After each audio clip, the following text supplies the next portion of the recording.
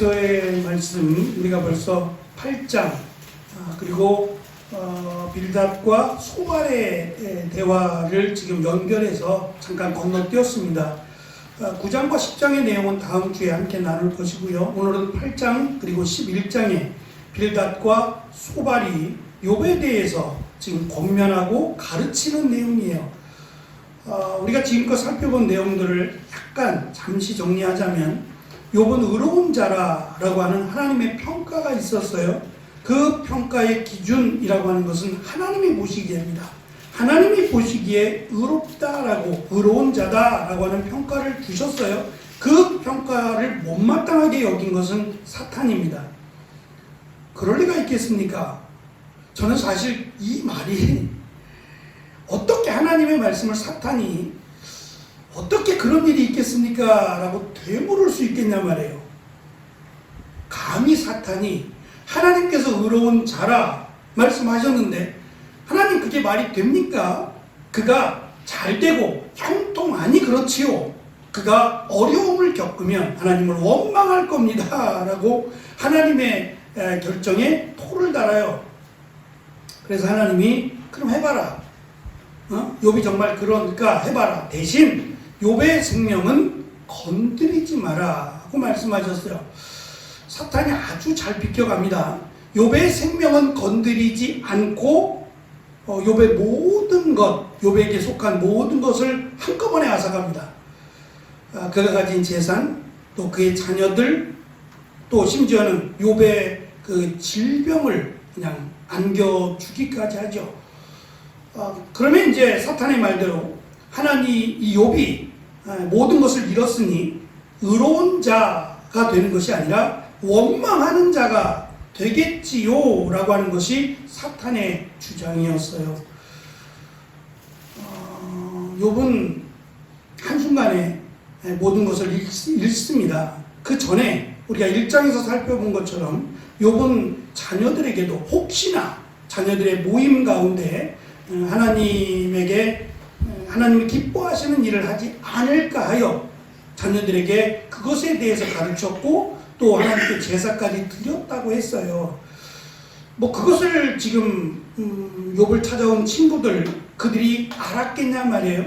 알았어도 그것은 형식상의 문제고 지금 소발이 하는 말 우리가 읽었던 11장의 내용을 보면 소발은 더 나아가서 욥의 자녀들이 죽은 것이 욥의 자녀들의 죄악으로 연결을 시켜요.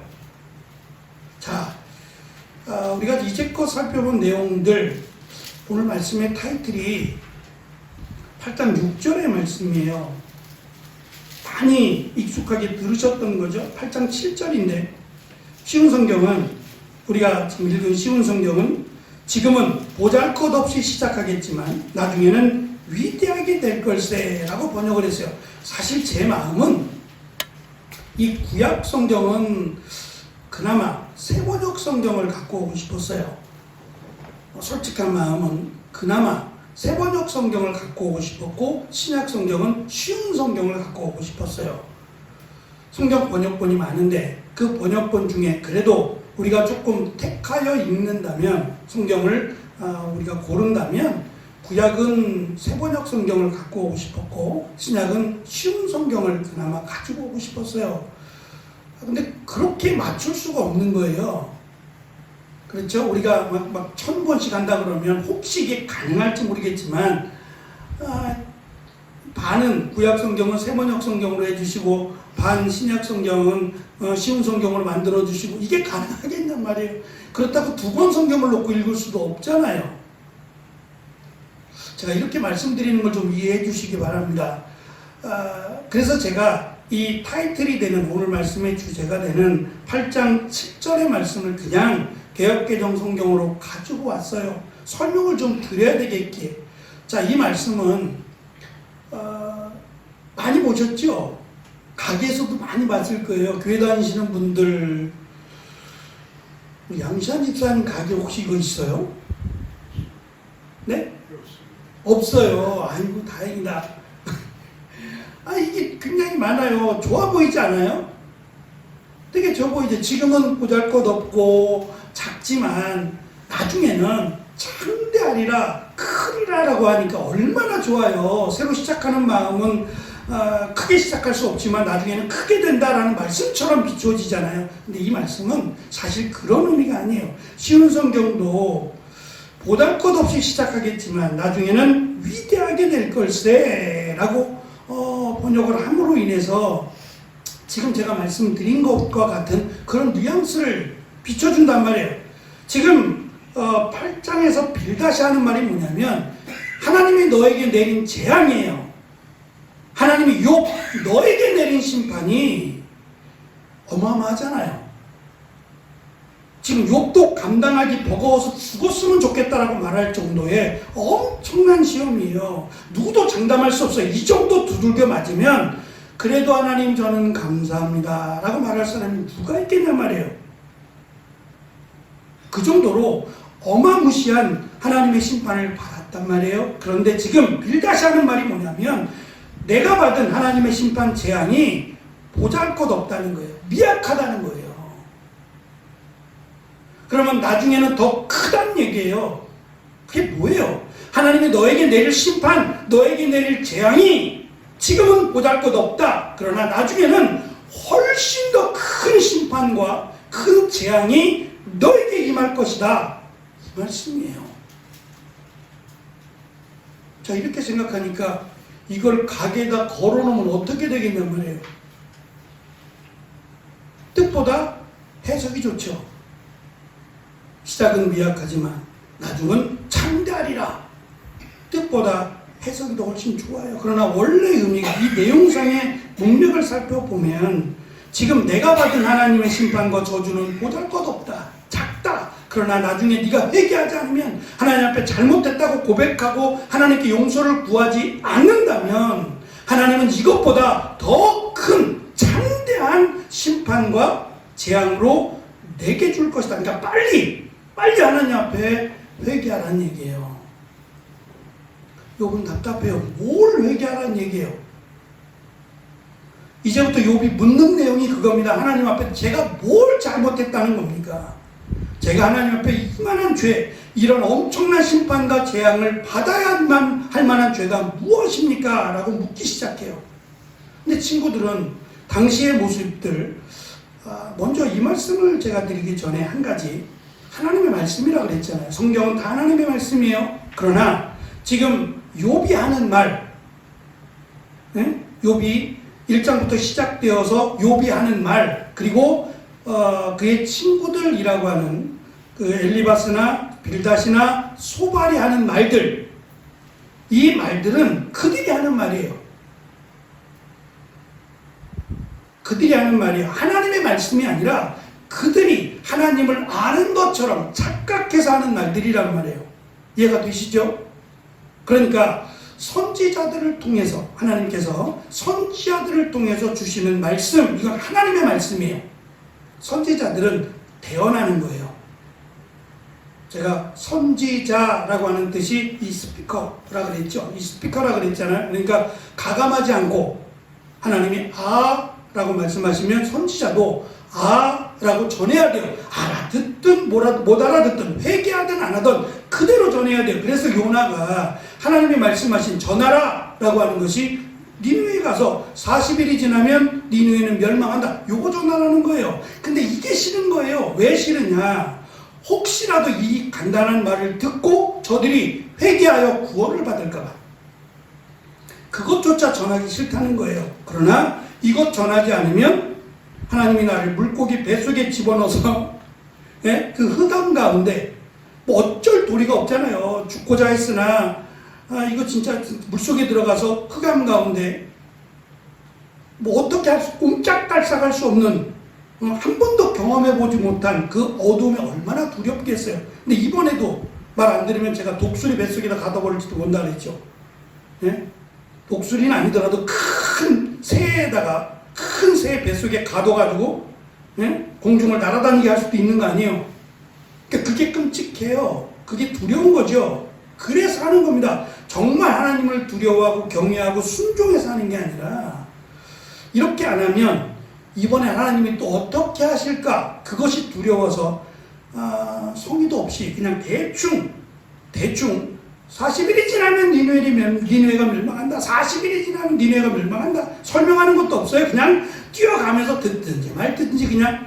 근데 놀랍게도 그 요나 선지자가 하는 말을 듣고 니느웨가 회개한다 그랬죠. 모양만 내는 게 아니라 진짜 회개를 합니다. 물론 이후에 니느웨는 멸망합니다. 멸망하지만 지금 당장 요나 선지자가 외친 그 소리를 듣고 왕부터 시작해서 죄를 뒤집어 쓰고 베옷을 입고 옷을 찢고 죄를 뒤집어 써가면서 회개한다 그랬죠. 철저하게 자신들의 죄악을 회개했을 때 하나님이 심판을 유보하셨다 그랬어요. 지금 욥이나 또 엘리바스나 빌닷이나 소발이 하는 말들은 그들이 경험한, 그들이 알고 있는 지식 안에서 하나님을 설명하는 거예요. 그러니까 욥도 하나님을 제대로 모른다고 제가 말씀을 드렸고, 이 엘리바스나 빌닷이나 소발도 하나님을 제대로 알지 못해요. 그래서 하나님이 이들을 나중에 심판하시겠다, 제대로 알지도 못하면서 아는 것처럼 지금 욥을 훈계하고 책망하고 가르치고 잘못된 길로 인도하고 있는 거잖아요. 오늘 말씀의 중심은 딱 한 가지입니다. 제가 앞에서도 말씀드린 것처럼 지금 욥이 정말 우리도 이해할 수 없을 것 같아요. 이 정도의 하나님의 심판과 또 재앙이라고 말할 수 있는 것들을 받고 나면 우리도 쉽지 않을 것 같은데, 하나님께서 원하시는 마음이 뭐냐? 적어도 욥을 끌어안고 같이 아파해 주라는 거예요. 이해할 수 없어도 너희들이 생각할 때 욥이 의로운 자라 생각이 들거든 같이 아파하고 사랑해 주어라 라고 하는 것이 하나님이 지금 이 말씀을 통해서 엘리바스나 빌닷이나 소발을 통해서 가르쳐 주시는 거란 말이에요. 그들이 누군지 모른다 그랬어요. 그리고 그들이 유대인이냐? 아닐 가능성이 높다고 말씀을 드렸어요. 그들의 조상들을 살펴보았어요. 그 이름을 따라가 봤더니 그의 조상들은 아브라함의 순수혈통을 갖고 있지 않을 뿐만 아니라 하나님을 온전히 믿지 않았던 조상들이에요. 에서라든지. 근데 그들이 이만한 지식을 갖고 있는 것도 대단하다 제가 그랬어요. 중요한 것은 하나님을 잘 몰라요. 자신들의 경험 또는 주워 들은 그런 내용들을 통해서 하나님이 이럴 것이다 라고 스스로 생각을 해요. 이것에 대해서 제가 앞에서 전제 조건을 달았어요. 이 배경이 단순히 아브라함 시대라고 하기에는 너무 복잡한 문제를 안고 있다. 예를 들면 자녀들이 죽는다. 이게 쉽지 않은 문제죠. 자녀들이 죽었을 때가 언제 있겠어요? 갑자기 자녀들이 죽은 그런 배경을 삼은 때가 언제, 아브라함 시대에 이런 일이 있었겠어요? 그것보다는 이스라엘 백성들이 포로로 끌려갔을 때 수많은 사람들이 죽었어요. 전쟁으로 인해서 죽고 많은 아이들이 이 죽음을 경험해야 됐어요. 그럼 이 죽음이 누구 잘못이냔 말이에요. 유대인들은 그렇게 생각했다 그랬죠. 부모의 잘못이거나 아니면 이 죽임을 당한 이 아이의 잘못이거나. 그래서 요한복음 9장에 보면 날 때부터 소경되었던 자에 대한 평가를 하면서 제자들이 묻죠. 예수님, 이 사람이 날 때부터 소경되었는데 누구의 죄로 인한 겁니까? 라고 하면서 부모의 죄로 인한 겁니까? 아니면 이 사람의 죄, 그러니까 태중에 있을 때 지은 거예요. 날 때부터 소경이니까 어머니의 뱃속에 있을 때부터 죄를 지은 거예요. 태중에 있을 때부터 죄를 지은 결과로 소경이 된 겁니까? 라고 물었어요. 그랬더니 예수님께서 하신 말씀은 그 누구의 죄도 아니라 이로 인하여 하나님께 영광을 돌리게 하려 함이니라 라고 말씀하셨어요. 그러니까 분명히 이 질병은 구약에서 우리가 살펴보아 왔지만 질병은 죄로부터 옵니다. 그 말씀은 죄를 짓지 말라는 거예요. 그러나 모든 질병이 죄로부터 오는 것은 아니에요. 지금 그 말씀이란 말이에요. 모든 것이 죄로부터 오는 것은 아니다. 예를 들면 우리가 잘 아는 야곱의 경우, 야곱이 그 거짓말하는 자의 사실은 대표적인 거예요. 그래서 형의 뒤꿈치를 잡을 때부터 이미 발 뒤꿈치를 잡고 나올 때부터도 자기가 먼저 나가려고 한 거예요. 근데 실패했죠. 실패해서 동생이 되어버렸는데 아버지로부터 장자권에 대한 것을 욕심내고 이걸 어떻게 하면 이 장자권을 내가 받을 수 있을까를 고민하고 연구했어요. 그리고 형 에서는 이 장자권에 대해서 별로 중요하게 여기지 않았어요. 그것을 알고 형이 가장 배고팠을 그때에 형이 가장 좋아하는 음식을 준비하고 있었어요. 그래서 장자권을 나에게 넘기면 내가 이걸 형에게 주겠다. 이게 단순한 거래는 아닌 것처럼 보이죠? 아무리 장자권이 별거 아니라고 할지라도 야곱은 이걸 심각하게 생각했고 준비를 한 거예요. 형이 반드시 넘어오리라, 반드시 팔 것이다 라고 생각하고 준비했으니 그냥 하루 이틀 준비한 건 아닌 것처럼 보이죠? 형을 속였어요. 근데 형만 속여서 되는 일이 아니라 아버지를 속여야 돼요. 아버지가 나이가 많고 눈이 침침하니 자기 목소리를 좀 변조해야겠다. 목소리가 똑같으면 상관없는데 그렇지 않았던 것 같아요. 더군다나 아버지가 목소리가 너 이상하다, 감기 걸렸니? 라고 할 수 있으니까. 그리고 와서 이렇게 만져보려고 할 때 지금 야곱과 에서의 그 육체로 볼 때 혁격한 차이가 있다 그랬죠. 에서는 남성다워서 털이 많다 그랬어요, 몸에. 그리고 야곱은 반대로 또 여성스러웠는지 모르지만 털이 없었어요. 그래서 분명히 아버지가 한번 만져보자 라고 할 수 있으니 그것까지 준비를 했다 그랬어요. 만져보면 짐승의 털을 잘라다가 어떻게 붙였는지 하여튼 그것까지 해서 아버지를 속였어요. 그것으로 끝나지 않죠. 더 나아가서 외삼촌 라반의 집으로 도망가게 되는데 거기서도 외삼촌 라반을 속이게 됩니다. 이렇게 속이는 삶을 살면 야곱은 이스라엘이라고 하는 이름을 받을 수가 없어요. 하나님과 겨루어 이겼다라고 하는 이스라엘이 될 수 없어요. 그리고 그 속이는 삶의 끝은 에서가 야곱을 죽이겠다는 거예요. 군대를 이끌고 와서 돌아오는 야곱을 돌아오지 못하도록, 고향의 땅을 밟지 못하도록 죽이겠다라고 하는 것이 에서의 결정이었어요.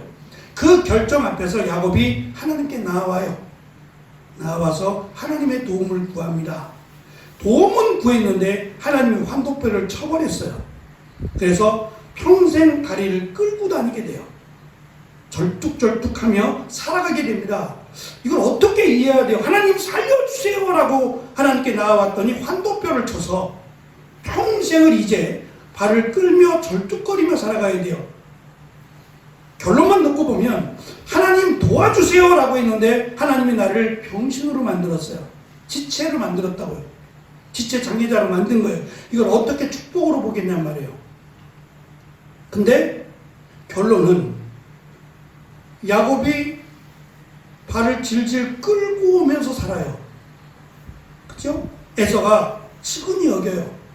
하나밖에 없는 동생인데 저 동생이 뭔 일 어떻게 됐는지 모르지만 밤새도록 씨름하고 싸웠으니 옷이 제대로 됐겠어요? 머리는 산발이 돼 있을 거고 땀을 밤새도록 씨름했으니 완전히 거짓골이 난 데다가 발을 질질 끌고 오고 있는 거예요. 이 모습이 너무 측은해서 죽여야겠다라고 하는 마음이 녹여버립니다. 그래서 그것 때문에 에서가 야곱을 살리게 돼요. 이러한 사자성어도 있지요. 전화위복 또는 세웅지마.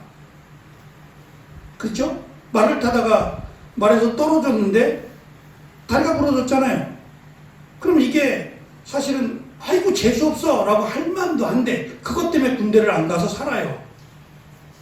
제가 지금 이렇게 돌려잡고 말씀드리는 이유가 성경은 이 질병이라고 하는 병이 죄로부터 왔다고 분명히 말씀하시는 것은 죄를 짓지 말라는 거예요. 거룩하게 살라고 하는 것을 강조하시기 위함이고, 그렇다고 해서 모든 사람이 병에 걸린 것이 다 죄냐? 그러면 우리는 감기도 걸리면 안 돼요. 우리가 코로나라고 하는 큰 홍역을 치렀어요. 그러면 목사인 저는 코로나 걸리면 안 됩니다. 그렇잖아요. 코로나 걸리지 않았어야 돼요. 실제로 코로나 안 걸린 사람도 있더라고요. 진짜 안 걸린 건지 그냥 지나갔는데 코로나라고 하는 그런 어떤 고통이 없었는지는 제가 볼 땐 그랬을 때 어떻게 안 걸려요? 온 국민이 걸렸는데. 근데 어쨌든 간에 이게 참 어려운 문제다라고 생각할 수밖에 없어요. 내가 부주의해서 사고를 당한 것도 있을 수 있잖아요. 그러니까 이것이 죄로 인하여 라고 무시할 수도 없고 또 그렇다고 말할 수도 없어요. 그러나 이 욥기가 쓰여졌던 시대나 욥기를 읽어야 되는 시대는 이것과 무관하지 않았을 거라는 거예요. 성경이 모든 배경을 같이 끌어안고 있지 않잖아요. 시대적 배경이 다 다르잖아요. 그때마다 다르잖아요. 내용도 다를 수밖에 없죠. 지금 우리가 읽을 때는 우리를 놓고 우리의 배경을 놓고 우리가 이해하려고 하지만 성경이 쓰였던 시간이 굉장히 길단 말입니다. 몇천 년이나 되는 이 시간들이 동일한 상황적 배경을 갖고 있지 않을 거 아니에요. 적어도 욥기가 쓰여진 내용들은 이렇게 정말 이 자녀들이 죄로 인하여 라고 말할 수 없을 만큼 이 아이들이 죽임을 당했다면 누구의 죄냐라고 하는 것이 뜨거운 감자였을 가능성이 많다는 거예요. 부모의 잘못으로 이 아이들이 다 죽었다. 아니다. 이 아이들의 죄악으로 말미암아 지금 엘리바스가 엘리바스 빌닷 소발이 얘기하는 것처럼 자녀들의 죄로 인해서 이들이 죽었다 라고 하는 이러한 논쟁이 많았다는 얘기예요. 그래서 우리가 주의를 해야 된다. 사실은 질병이나 죄를 짓지 않도록 노력하는 것은 반드시 우리가 해야 될 일이다. 그러나 다른 사람에게 이러한 일이 주어졌을 때 우리가 이것을 하나님의 입장에서 평가하면 안 된다.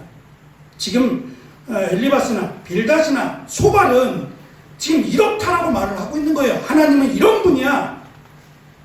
하나님은 그래서 그가 알고 있는 하나님이 마치 하나님이신 것처럼 그렇게 평가를 하고 있다라고 하는 점에서 그것이 아니다 라고 하는 것을 가르쳐 주므로 하나님을 알라는 거예요. 하나님을 아는 지식, 그 지혜를 가르쳐 주기 위한 목적을 가진 것이 욥기다 라고 하는 것을 잊지 않아야 됩니다. 내용을 좀 잠깐 살펴볼게요. 1페이지입니다. 중간에 먼저 연장자인 엘리바스가 4장에서 엘리바스가 욥을 경고하고 충고하고 권면하죠. 그 내용을 잠깐 하나 보면 4장 2절입니다. 같이 읽겠습니다. 시작. 누군가 자네에게 충고 한마디 하려고 한다면 자네는 귀찮아하겠지. 그렇지만 이제 더 이상 참을 수가 없네. 이렇게 저렇게 충고하면 싫어하겠지. 그러나 해야겠다는 말이에요. 아무리 싫어도 자네는 들어야만 하네. 이 말이었어요. 반면 빌닷과 소발은 이렇게 말합니다. 8장 2절에서 빌닷이 하는 말입니다. 시작. 자네는 언제까지 이런 말을 계속할 작정인가? 죄가 없다는 말이에요. 자네의 말은 마치 태풍 같군. 뒤에 소발이 하는 말입니다. 시작. 말이 너무 많으니 대답을 안 할 수 없네. 그렇게 말이 많아서야 변호를 받을 수 있겠는가? 사람을 그런 말로 설득시킬 수 있다고 생각하는가? 자네의 말을 들은 우리가 어찌 자네를 꾸짖지 않을 수 있겠는가? 라고 말해요. 무슨 말이에요? 왜 우리 말을 안 듣냐는 거예요. 우리 말이 뭐예요? 회개하라는 말. 옷을 찢고 철저하게 하나님 잘못했습니다. 나의 이 끔찍한 죄악을 용서하여 달라고 왜 회개하지 않느냐 말이에요. 그것에 대해서 지금 혼내고 있어요. 셋 다 말입니다. 이 페이지입니다. 엘리바스는 상대의 처지를 어느 정도 인정하는 비교적 점잖은 태도를 보인 반면 점점 갈수록 빌닷이나 소발의 경우는 점점 강하게 책망하고 꾸짖는 그런 모습을 보입니다. 3페이지로 넘어가서 소발은 한 걸음 더 나아가 욥의 변명이 말도 안 되는 헛소리라고 일갈하고요. 미련한 자가 지혜 얻기를 바라는 것보다 차라리 들나귀가 사람 낳기를 바라는 것이 더 나을 걸세 라고 하는 말로 미련하다는 거예요. 들나귀가 사람을 어떻게 낳겠어요? 마찬가지로 도대체가 말을 들으려고 하지 않는다는 거예요. 너무 답답하니 화가 난다는 거예요.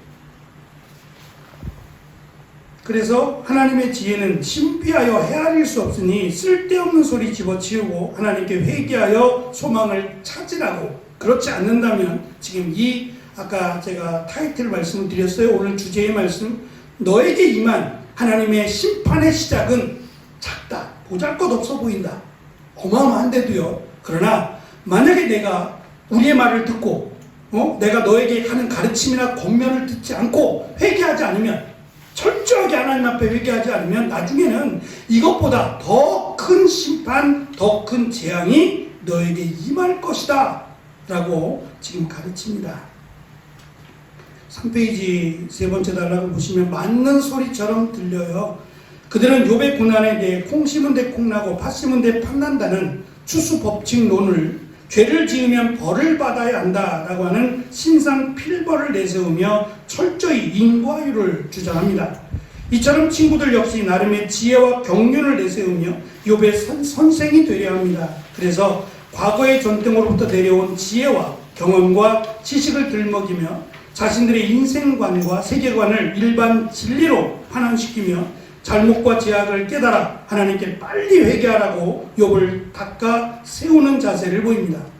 그들에게 가장 우선된 문제는 고통받는 자에 대한 사랑이 없어요. 안타까워하는 마음도, 같이 아파하는 마음도 없어요. 지금 하나님께서 원하시는 게 그거예요. 우리가 하나님이 아니잖아요. 욥이 지금 말하는 거에 대해서 100% 틀렸다고 말하는 거예요. 결과만을 놓고 보는 거예요. 결과만을 놓고. 욥에게 임한 이 엄청난 결과, 이것만을 놓고 욥은 무조건 잘못했다. 욥이 하는 말은 다 틀렸다. 이렇게 주장해요. 그러면 욥은 더 힘들지 않겠어요? 이럴 때 욥에게 욥을 말하지 않아도 우리가 안아줄 수 있고 같이 아파할 수 있다면 그 마음을 지금 이 욥기서를 통해서 가르쳐 주는 거예요. 우리가 하나님의 자리에 서지 마라. 아니면 아니다고 하라. 맞으면 맞는다고 하라는 거예요. 이 말씀을 듣고 나니까 또 준비하면서 진짜 목사로서 하나님 앞에 어쩌면 너 왜 이렇게 설교했냐? 이것 때문에 천국 가고 지옥 갈 수도 있겠다는 생각이 들어요. 그렇지 않아요? 예수 그리스도에 대해서 잘못 전하면 우리가 흔히 말하는 이 단이 될 수 있는 거예요. 그래서 이 부분은 정말 조심해야 되고 차라리 전하지 않는 게 나을 수도 있겠다라고 하는 생각이 들기도 해요. 하나님의 말씀을 다 바르게 전하면 얼마나 좋겠어요? 근데 그렇지 않는 어려운 말씀들이 왜 없냔 말이에요. 저도 말씀을 준비하면서 창세기부터 시작해서 요한계시록까지 안 가죠. 이어져 가긴 하지만 중간중간 안 가잖아요. 제가 지금 아가서를 몇 번 들었다 놨다 하거든요. 자신이 없어서 들었다 놨다 합니다. 그래서 좋은 책이 좀 나와줬으면 좋겠다. 제가 가지고 있는 책이 10권이에요. 아가서만 10권인데 이 10권을 봐도 똑같은 말을 안 하고 있어요 지금. 그럼 제가 무언가를 결정해야 돼요. 어떤 것은 서로 생각이 달라요. 이걸 내가 선택해서 가야 되는 거 아니에요. 이쪽을 선택하면 이런 내용으로 갈 것이고 이쪽을 선택하면 이런 내용이 될 수도 있는데 이걸 절충해서 갈까요? 너무도 이 의견들이 다양하면 일단 스탑이에요. 스탑합니다. 좀 더 준비하면서 어느 것이 가장 설득력이 있고 어느 것이 가장 하나님의 말씀처럼 그 결정이 되면 그때 하려고 해요. 지금 당장 해야 된다는 건 없으니까. 그래서 제가 조금씩 미루어요. 제가 요한계시록 할 때도 그 말씀을 드렸어요. 요한계시록을 미뤘다고.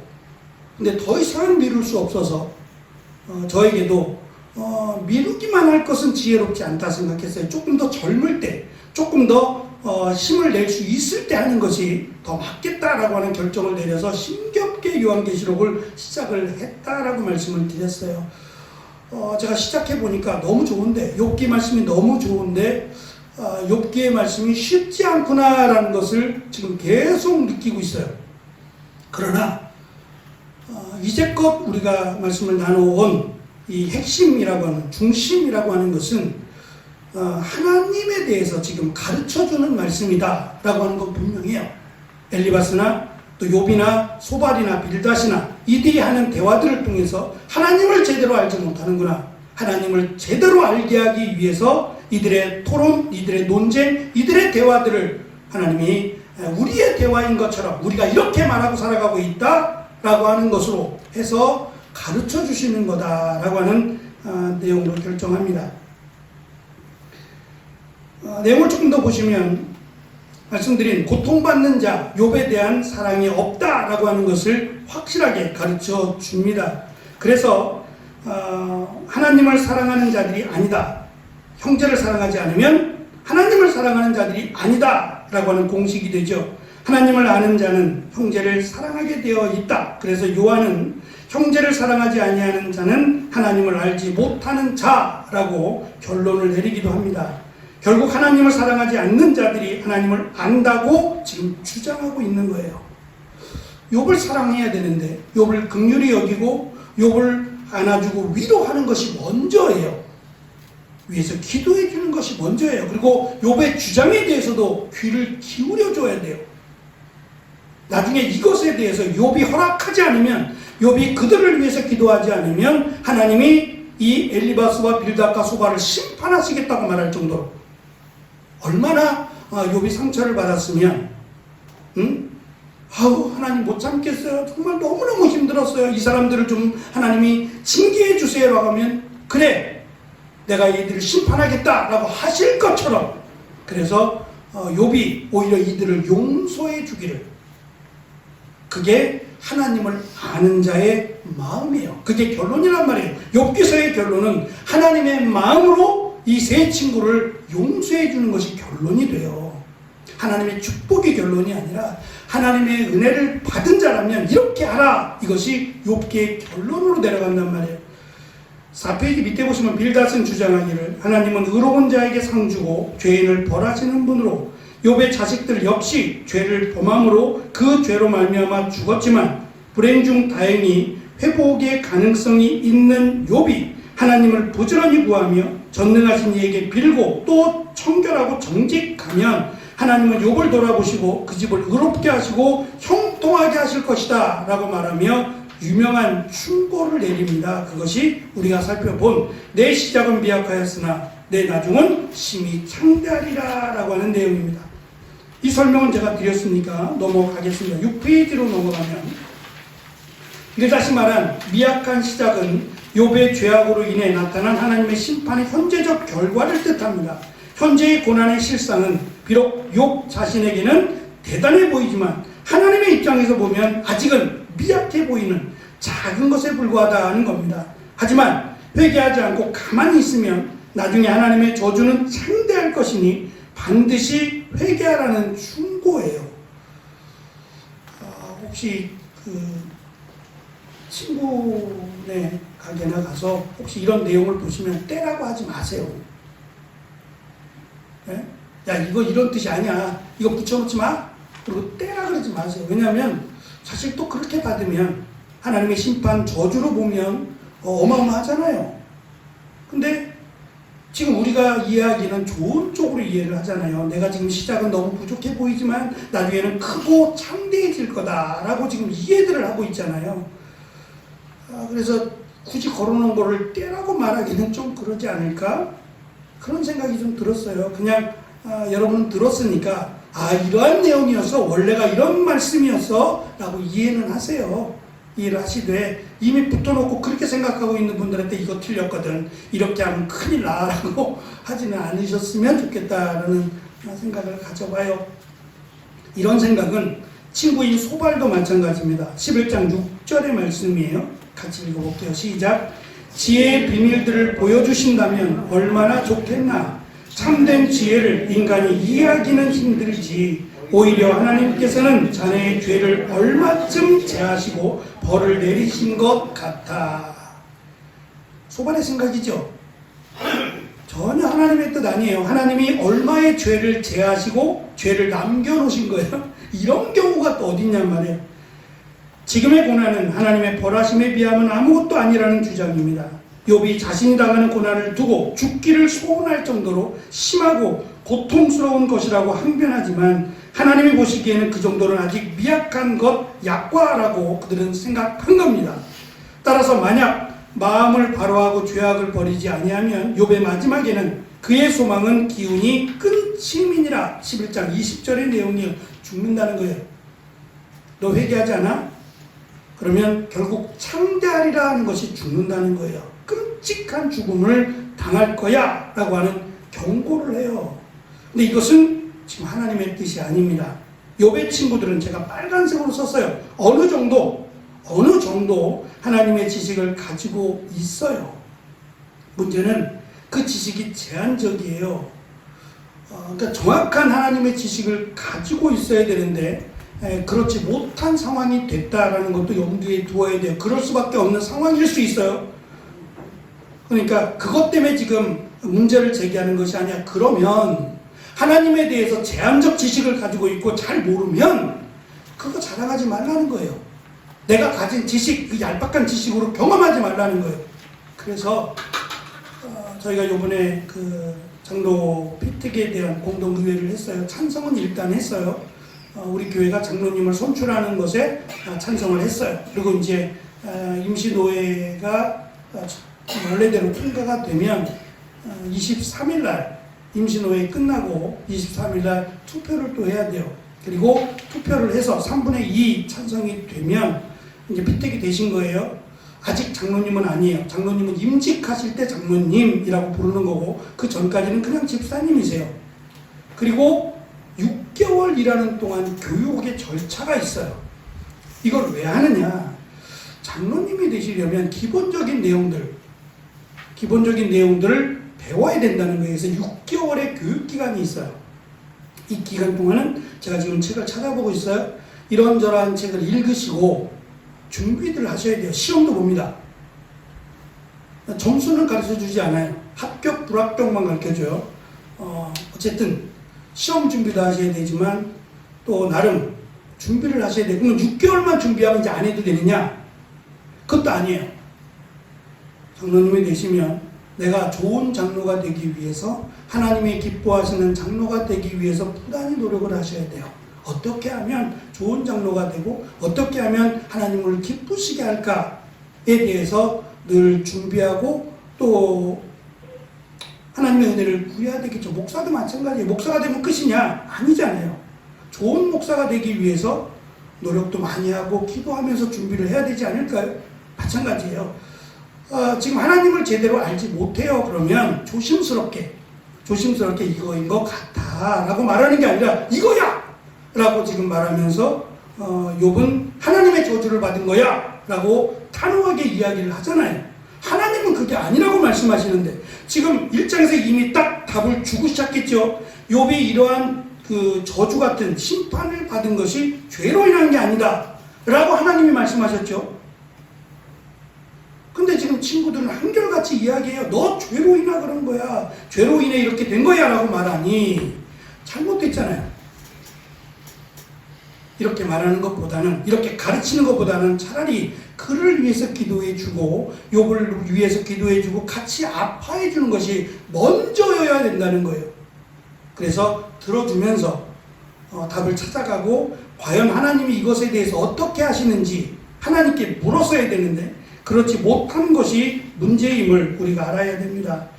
내용을 좀 보시면 빌닷은 두 번째 단락입니다. 하나님의 심판과 공의는 절대로 굽게 할 수 없다라고 주장하고 소발은 하나님의 지혜는 하늘보다 높고 수월보다 깊고 땅끝까지 길이보다 길고 바다보다 넓다라고 생각해요. 그리고 이런 하나님의 지혜 앞에 선 인간은 하나님을 알 수 없는 무지와 하나님의 행하심 앞에 무능밖에 없다고 주장해요. 그렇지 않아요. 하나님이 이스라엘 백성들을 율법을 통해 가르치기도 하시고 하나님을 아는 지식이에요. 성경의 말씀을 통해서 하나님을 알아가는 거예요. 그러니까 하나님을 모른다라고 말할 수 없는 것은 이미 욥기 정도 왔다면 이스라엘의 하나님, 이스라엘과 함께 하신 아브라함부터 시작된 하나님에 대해서 충분히 알았을 거라는 거예요.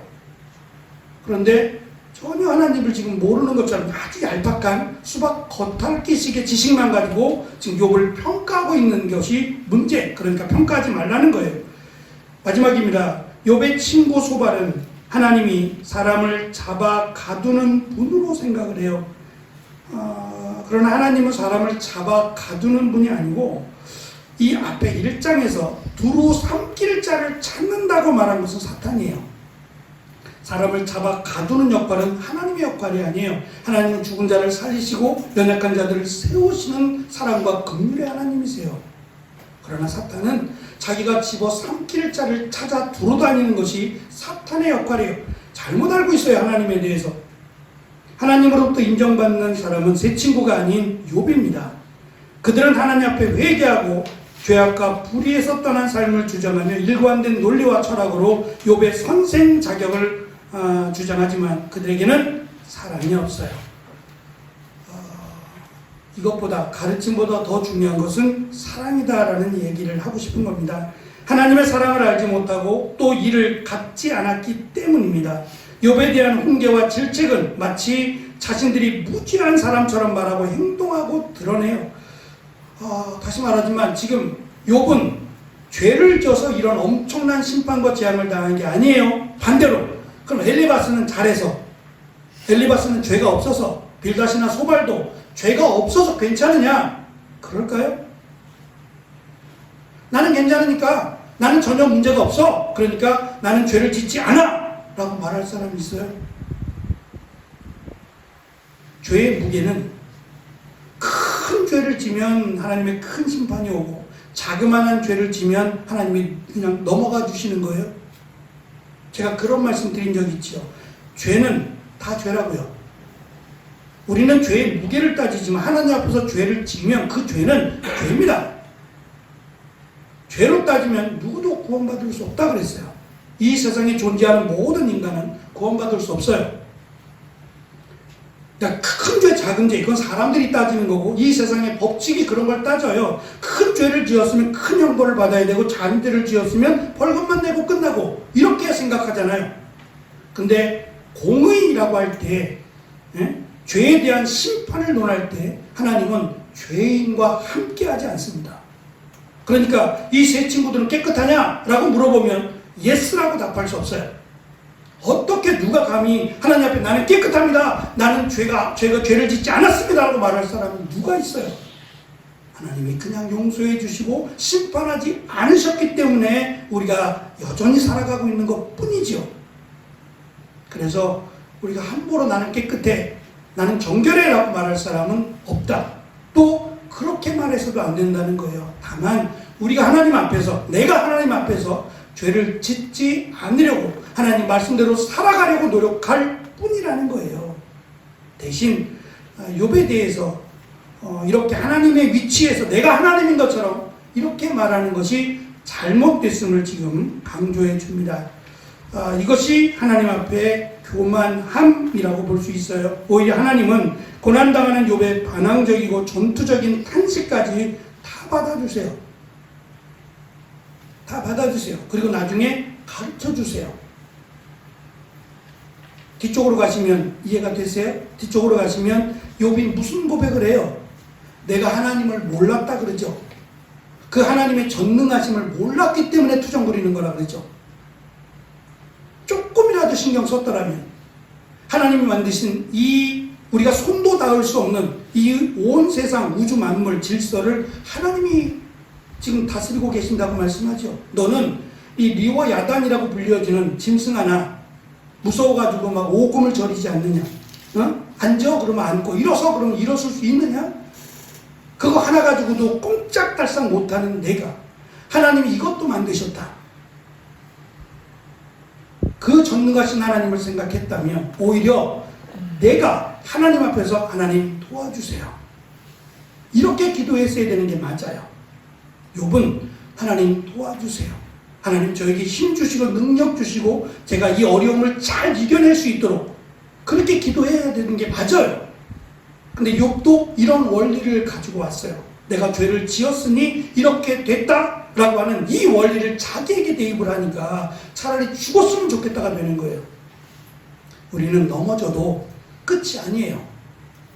넘어져도 끝이 아니에요. 하나님이 계시잖아요. 그래서 포기하지 말라는 거예요. 어떠한 경우가 와도 포기하지 마라. 하나님이 포기하지 않았으면 우리도 포기할 수 없다.